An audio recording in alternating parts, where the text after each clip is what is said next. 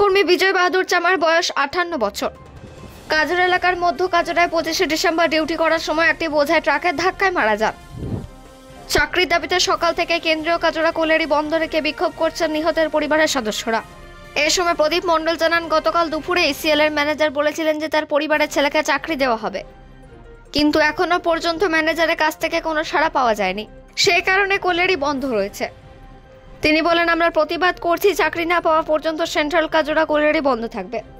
অন্ডাল থেকে অজিত মিশ্রা, রিপোর্ট নিউজে।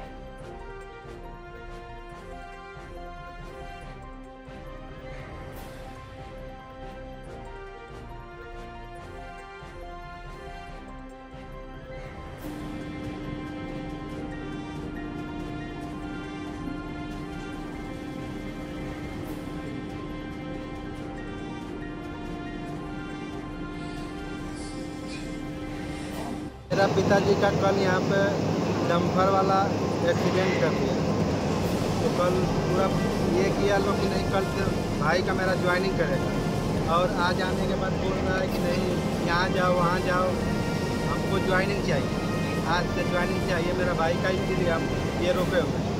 आपका पिताजी का क्या नाम था और क्या में ड्यूटी करते थे? मेरे पिताजी का नाम विजय बहादुर चमार था, और वो पहले लूजमैन में काम करते थे, लेकिन 10 वर्ष से तबीयत खराब होने के कारण वो ऊपर ही बैठते थे, भाई उनके बदले में काम करता था।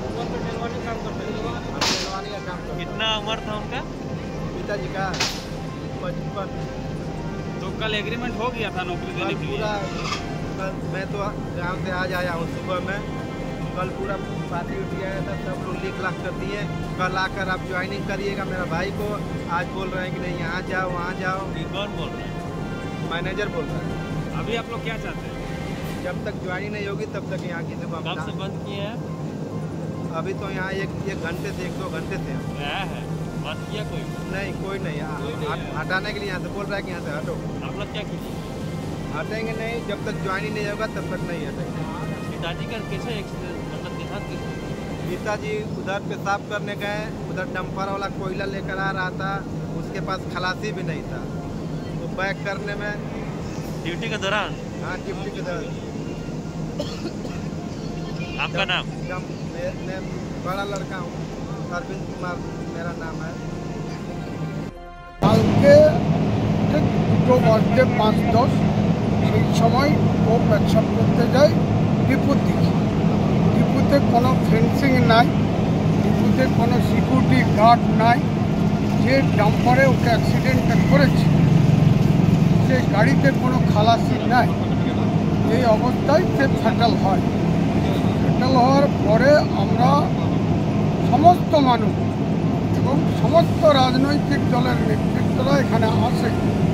কালকে ম্যানেজমেন্টকে আমরা দাবি করি যে ইসিএলের অ্যাজ পার রুল ফ্যাটাল কেসে সেই অনুযায়ী ওর পরিবারকে কালকের মধ্যে মানে আজ 26 তারিখ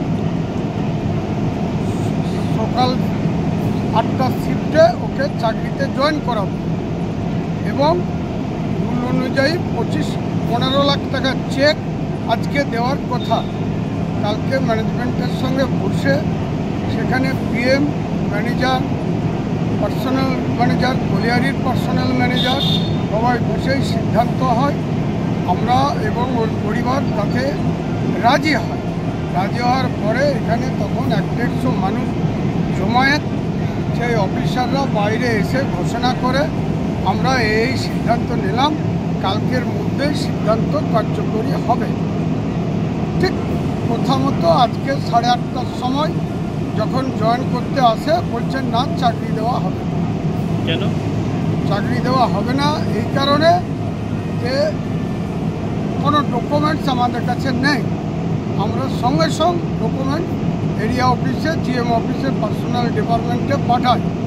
বললো আমরা 8 ঘন্টার মধ্যে অ্যাপয়েন্টমেন্ট লেটার তৈরি করছি, এখনও পর্যন্ত তৈরি হচ্ছে।